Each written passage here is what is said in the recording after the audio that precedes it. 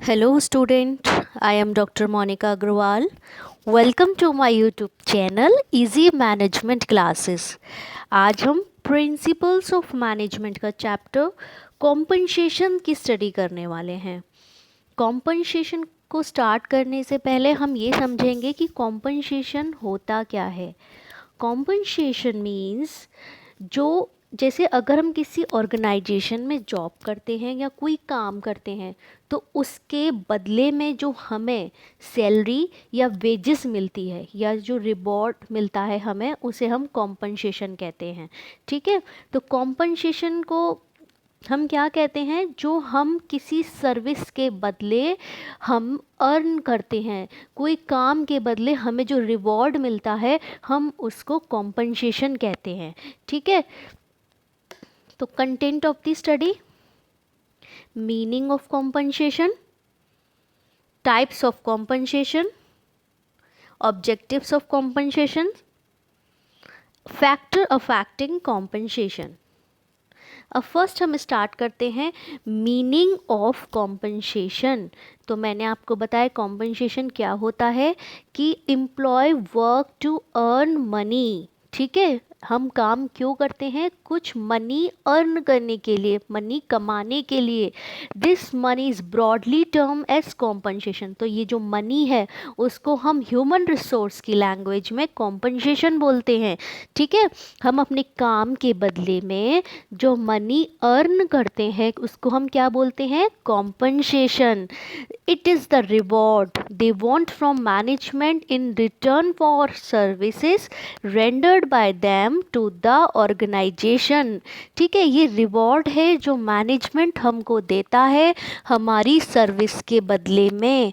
ठीक है, तो कॉम्पनसेशन क्या है, compensation refers to the remuneration that an employee receives in return for his her services to the organization।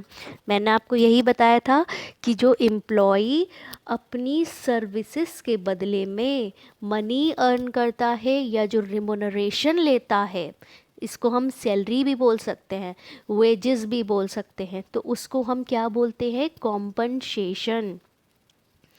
Compensation management is an integral part of human resource management and helps in motivating the employees and improving organizational effectiveness। ठीक है, तो compensation क्या है, एक human resource management का एक important part है जो किस में हेल्प करता है, एम्प्लॉयज़ को मोटिवेट करने में। क्योंकि अगर हम कोई काम कर रहे हैं, काम के बदले में हमें कोई रिवॉर्ड ना मिले या हमें प्रशंसा ही ना मिले, ठीक है, तो हमारा मोटिवेशन डाउन होने लगता है, हम डीमोटिवेटेड होने लगते हैं। ठीक है, तो हमें मोटिवेशन के लिए क्या चाहिए, उस काम के बदले में कुछ रिवॉर्ड चाहिए। वो रिवॉर्ड किसी भी फॉर्म में हो सकता है, मनी फॉर्म में, सैलरी फॉर्म में, या वेजेस फॉर्म में बोल सकते हैं, रिमुनरेशन फॉर्म में बोल सकते हैं, जो हमारी ऑर्गेनाइजेशन की इफ़ेक्टिवनेस को इंक्रीज़ करता है। Compensation is a comprehensive term which includes everything an employee receives in return for his work such as salary, wages, allowances, benefits and services। ठीक है, कॉम्पनसेशन क्या बताया कि ये कॉम्प्रिहेंसिव टर्म है जो एम्प्लॉय रिसीव करता है अपने काम के बदले में। और एक एम्प्लॉय अपने काम के बदले में क्या रिसीव करता है, salary, wages, allowances, benefits etcetera. ठीक है, नेक्स्ट पॉइंट आता है, अब कीथ डेविस कहते हैं सिमिलर बात, सिर्फ लैंग्वेज चेंज की है। Compensation is what employ receive in exchange for their contribution to the organisation. अपने कंट्रीब्यूशन के बदले में जो एम्प्लॉय रिसीव करता है उसे हम क्या बोलते हैं, कॉम्पनसेशन।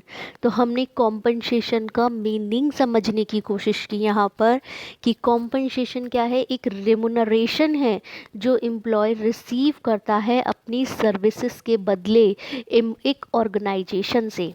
कॉम्पनसेशन एक इंटीग्रल पार्ट है ह्यूमन रिसोर्स मैनेजमेंट का, जो किस में हेल्प करता है, एम्प्लॉय के मोटिवेशन को इंक्रीज करने में हेल्प करता है और ऑर्गेनाइजेशन की इफ़ेक्टिवनेस को इंक्रीज करने में हेल्प करता है। कॉम्पनसेशन एक कॉम्प्रिहेंसिव टर्म है जिसमें एम्प्लॉय रिसीव करता है अपनी सर्विसेज के बदले allowances, wages, salaries and benefits.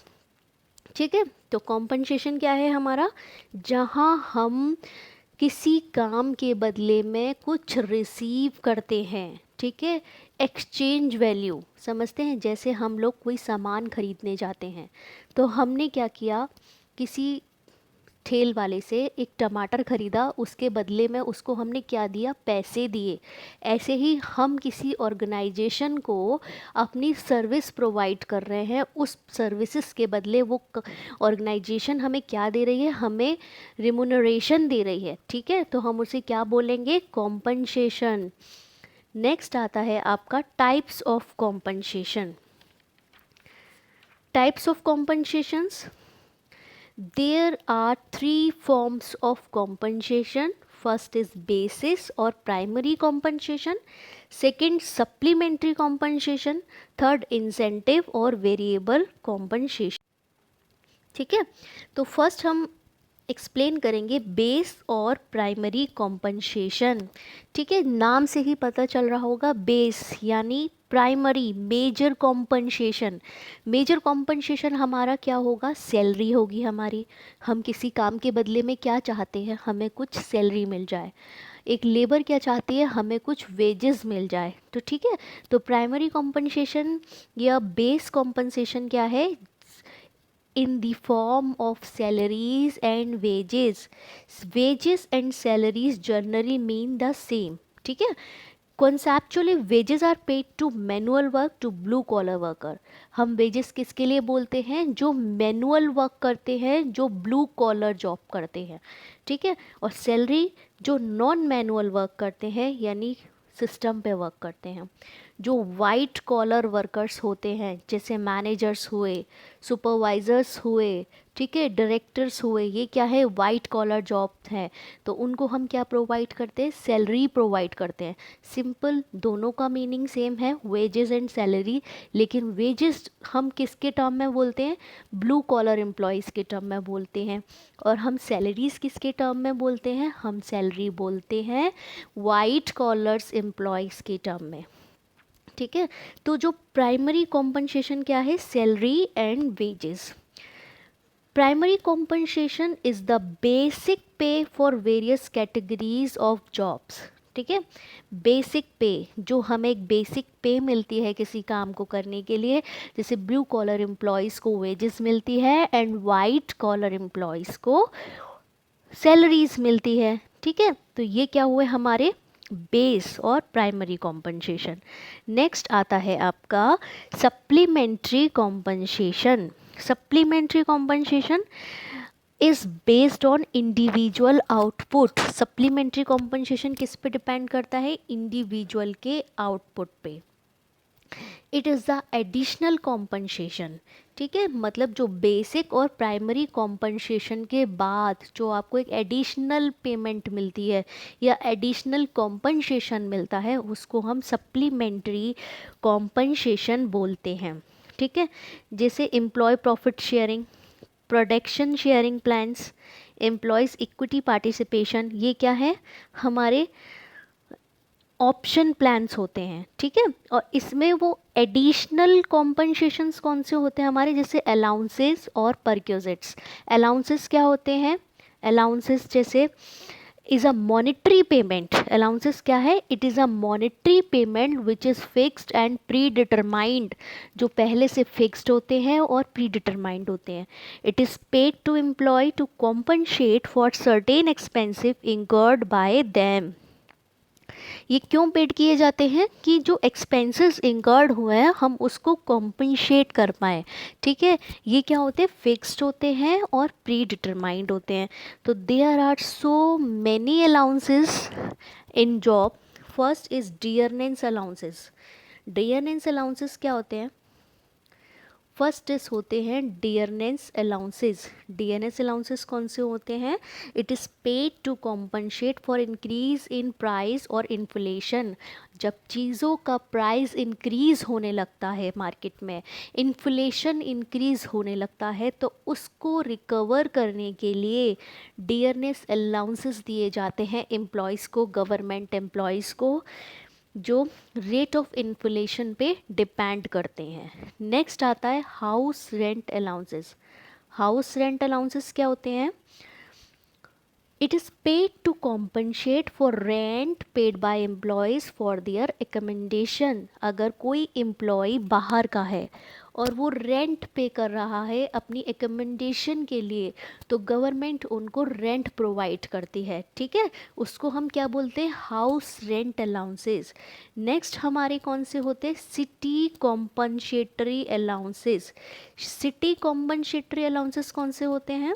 It is paid to compensate for high cost of living. हम सिटीज़ में रहते हैं, हमें एक स्टैंडर्ड ऑफ लिविंग बहुत हाई चाहिए होता है, तो उसको मेंटेन करने के लिए भी गवर्नमेंट हमें सिटी कॉम्पनसेटरी अलाउंसेस देती है। लास्ट हमारे आते हैं transport allowances.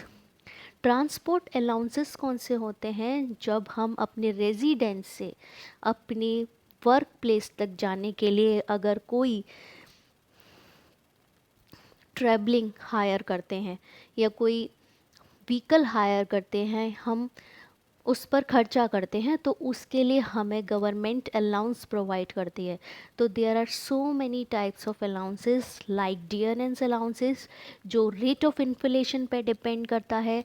House rent allowances, जो हम अपनी एकोमोडेशन के लिए जो रेंट प्रोवाइड करते हैं उसके ऊपर देती है गवर्नमेंट। सिटी कंपनसेटरी अलाउंसेस, एक high cost of living standard को मेंटेन करने के लिए अलाउंस दिया जाता है। ट्रांसपोर्ट अलाउंसेस, जो क्यों दिया जाता है? ट्रांसपोर्टेशन के लिए, ठीक है। There are so many other allowances are there like entertainment allowances, convenience allowances, daily allowances, risk allowances etcetera, ठीक है। ये सारे अलाउंसेस हैं जो सप्लीमेंट्री कॉम्पनसेशन में आते हैं। नेक्स्ट आता है हमारा परक्यूजिट्स। परक्यूजिट्स क्या होते हैं? Perquisites are benefits attached to a position. They are paid in addition to salary or wages, जो सैलरी और वेजेस के एडिशन में दिए जाते हैं। It is not mere reimbursement of expenditure. It is a personal benefits to employees, ठीक है। Personal benefits employees को दिए जाते हैं, जैसे रेंट फ्री एकोमोडेशन। आपको जो गवर्नमेंट है हाउस रेंट अलाउंस नहीं देगी, अगर आप कहीं पर रेंट दे रहे हैं आपको एक फ्री अकोमोडेशन ही दे दिया, तो ये क्या हुआ? हमारा परक्यूजिट्स हुआ। ट्रांसपोर्टेशन अलाउंस ना देकर आपको कार ही प्रोवाइड कर दी, तो ये क्या हुआ? हमारा परक्यूजिट्स हुआ। इंटरेस्ट फ्री लोन प्रोवाइड करना, फ्री मील प्रोवाइड करवाना, मेडिकल फैसिलिटी प्रोवाइड करवाना, दे आर परक्यूजिट्स, ठीक है। आपको अलाउंसेस ना देकर आपको परक्यूजिट्स प्रोवाइड करवा दिए, ठीक है। नेक्स्ट हमारे आते हैं इंसेंटिव्स एंड वेरिएबल कॉम्पनसेशन।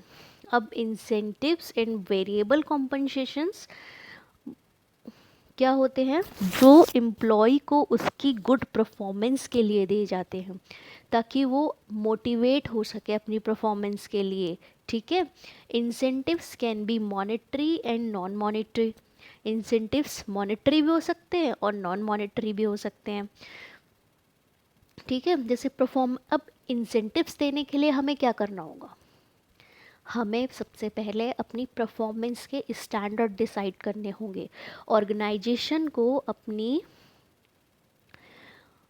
जो परफॉर्मेंस है उसके स्टैंडर्ड डिसाइड करने होंगे और उस स्टैंडर्ड पर एम्प्लॉय को कंपेयर करना होगा। अगर एम्प्लॉय अपने स्टैंडर्ड से अच्छा परफॉर्म करता है तो उसको इंसेंटिव्स दिए जाते हैं, ठीक है। इंसेंटिव्स क्या होते हैं, किसी भी एम्प्लॉय की परफॉर्मेंस, गुड परफॉर्मेंस पे जो दिए जाते हैं ताकि वो और ज़्यादा मोटिवेट हो सके। ठीक है, तो इसे हम क्या बोलते हैं, इंसेंटिव और वेरिएबल कॉम्पनसेशन। यहाँ हमने 3 टाइप्स ऑफ कॉम्पनसेशन पढ़े, बेस एंड प्राइमरी कॉम्पनसेशन। वो क्या होते हैं, सैलरी एंड वेजेस। सैलरी हम किसे प्रोवाइड करते हैं, वाइट कॉलर एम्प्लॉयज़ को जो नॉन मैनुअल वर्क करते हैं। वेजेस हम किसको प्रोवाइड करते हैं, जो ब्लू कॉलर वर्कर्स होते हैं, जो मैनुअल वर्क करते हैं। ठीक है। सप्लीमेंट्री कॉम्पनसेशन कौन से होते हैं, ये एडिशनल कॉम्पनसेशन होते हैं, ये इंडिविजुअल के आउटपुट पे डिपेंड करते हैं। इसमें हम क्या देते हैं, allowances and perquisites. Incentives and variables compensation क्या होते हैं, जो एम्प्लॉयज़ को उसकी गुड परफॉर्मेंस के लिए and motivates them to improve their performance and share organisational profits. Employ की गुड परफॉर्मेंस के लिए और उसको मोटिवेट करने के लिए ताकि वो अपनी परफॉर्मेंस को और इम्प्रूव कर पाए, उसके लिए जो इंसेंटिव्स दिए जाते हैं हम उनको इंसेंटिव कॉम्पनसेशंस बोलते हैं। ये मॉनेटरी भी हो सकते हैं और नॉन मॉनेटरी भी हो सकते हैं।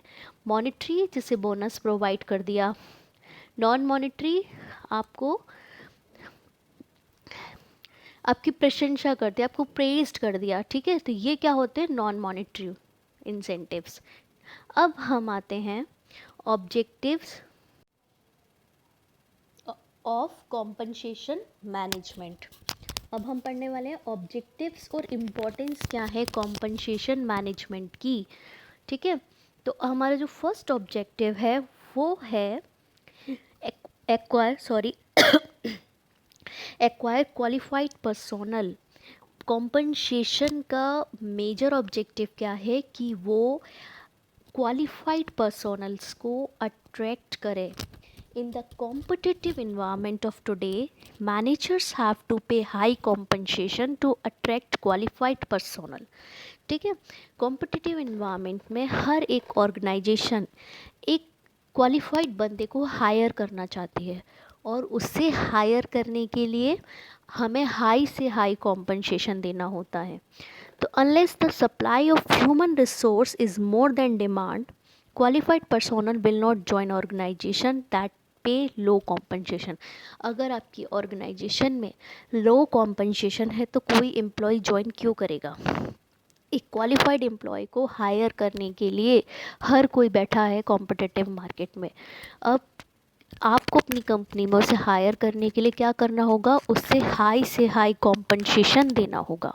ठीक है, जैसे आपने आईपीएल में देखा है, जो प्लेयर्स होते हैं उनको हायर करने के लिए उनकी बोली लगाई जाती है, तो जो सबसे ज़्यादा पे करती है टीम, तो एम्प्लॉय वहीं चला जाता है। ठीक है, तो यहाँ पर क्या है, एक क्वालिफाइड पर्सोनल को हायर करने के लिए हमें उसे हाई से हाई पे देनी पड़ेगी, क्योंकि इस कॉम्पिटिटिव मार्केट में हर कोई एक क्वालिफाइड पर्सोनल को हायर करना चाहता है। नेक्स्ट आता है आपका रिटेन करेंट एम्प्लॉयज़। अब if competitive firm offer high compensation, employee will leave the organization, resulting in high rate of labor turnover. अब कॉम्पिटिटिव फर्म है, सारी कंपटीशन है मार्केट में, तो आपके एम्प्लॉयज़ को हायर करने के लिए, उनको लेने के लिए दूसरी कंपनी ने अगर हाई पे दे दी, हाई पे का ऑफ़र कर दिया, तो आपका जो एम्प्लॉय है वो अपनी ऑर्गेनाइजेशन को छोड़ के दूसरी ऑर्गेनाइजेशन में चला जाएगा। उससे क्या होगा, आपकी ऑर्गेनाइजेशन में लेबर टर्नओवर इंक्रीज़ होगा। तो उसको रिटेन करने के लिए भी इम्पॉर्टेंट है कि हम कॉम्पनसेशन पर फोकस करें, कि हम अपने एम्प्लॉयज़ को एक अच्छी कॉम्पनसेशन प्रोवाइड करें। ठीक है,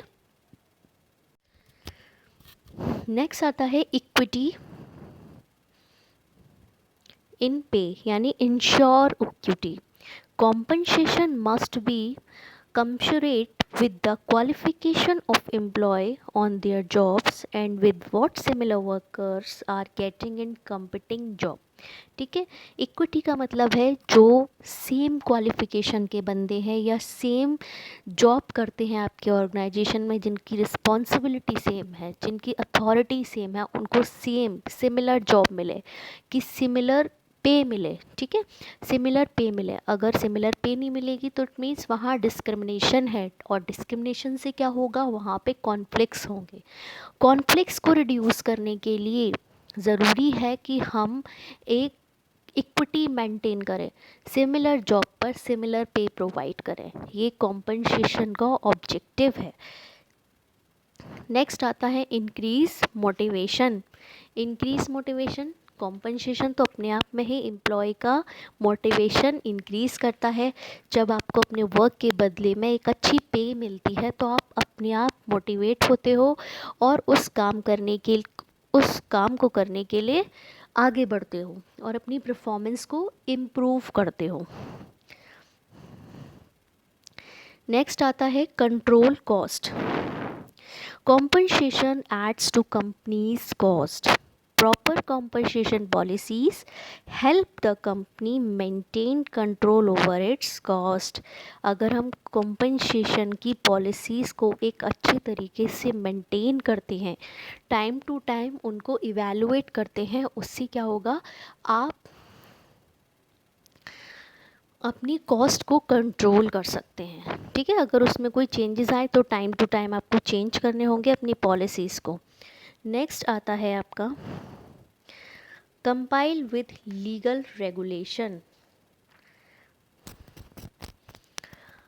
Minimum wages are determined by the government. A sound wages system should comply with legal regulations for paying wages. It should avoid government interface. ठीक है, यहाँ हमने क्या बताया कि हम जो कॉम्पनसेशन एम्प्लॉयज़ को देते हैं वो कैसा होना चाहिए, लीगल रेगुलेशंस के अंदर होना चाहिए। मिनिमम वेजेस एक्ट गवर्नमेंट के थ्रू आया था, जिसमें एम्प्लॉयज़ को उनके काम के बदले मिनिमम वेजेस तो देनी ही देनी है।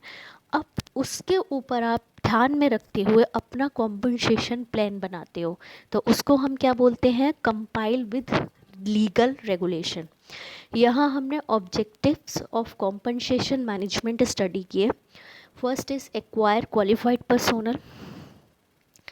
यहाँ हम क्वालिफाइड पर्सोनल को एक्वायर करते हैं अपने कॉम्पनसेशन के through in competitive market. Retain current employees, ensure equity यानी सिमिलर जॉब के लिए सिमिलर पे करना, इंक्रीज मोटिवेशन, ऐसा कॉम्पनसेशन प्लान हो जो आपके एम्प्लॉयज़ का मोटिवेशन इंक्रीज़ करे, कॉस्ट कंट्रोल हो, आपकी पॉलिसीज़ में जो भी चेंजेस हो आप पॉलिसीज़ में चेंज कर पाएँ और अपनी कॉस्ट को कंट्रोल कर पाएँ। कंपाइल विद लीगल रेगुलेशन, आपका जो कॉम्पनसेशन प्लान है वो लीगल रेगुलेशंस के अंदर आना चाहिए। नेक्स्ट हम स्टडी करने वाले हैं फैक्टर अफेक्टिंग कॉम्पनसेशन। ऐसे कौन से फैक्टर्स हैं जो आपके कॉम्पनसेशन प्लान को इफ़ेक्ट करते हैं। ठीक है, उनमें हम सबसे पहले पढ़ने वाले हैं वर्थ ऑफ एम्प्लॉयज़। वर्थ क्या है, यानी एम्प्लॉयज़ कितना कैपेबल है कॉम्पनसेशन के लिए। The ability, qualifications, skills and experience of employees affect the wages structure of the company. किसी भी एम्प्लॉय की एबिलिटी, क्वालिफिकेशंस, स्किल्स, एक्सपीरियंस क्या इफ़ेक्ट करता है, आपके वेजेस स्ट्रक्चर को इफ़ेक्ट करता है। नेक्स्ट आता है कंट्रीब्यूशन बाय एम्प्लॉयज़। पहला आपने देखा कि वर्थ क्या है एम्प्लॉय की, सेकंड आपने देखा कि उसका कंट्रीब्यूशन क्या है, एम्प्लॉय का पॉजिटिव कंट्रीब्यूशन क्या है ऑर्गेनाइजेशन गोल्स के लिए, एम्प्लॉय ने कितना कंट्रीब्यूशन किया है, उसके अकॉर्डिंग हम कॉम्पनसेशन प्लान डिसाइड करते हैं। Next, bargaining power of trade union. Companies whose trade unions are strong pay more to their workers than companies whose bargaining capacity is low. Trade union bargain from more wages if workers are skilled and efficient. Trade union किसके favour में होते हैं, workers के favour में, तो वो bargain करके employees को मोर एंड मोर पे दिलवाते हैं अगर एम्प्लॉय स्किल्ड और एफिशिएंट होते हैं। ठीक है, तो एक कंपनी को अपने ट्रेड यूनियन से बार्गेन करना पड़ता है। नेक्स्ट आता है demand and supply of man power. Demand and supply of man power also effects wages. If demand is more than supply, wages will be high.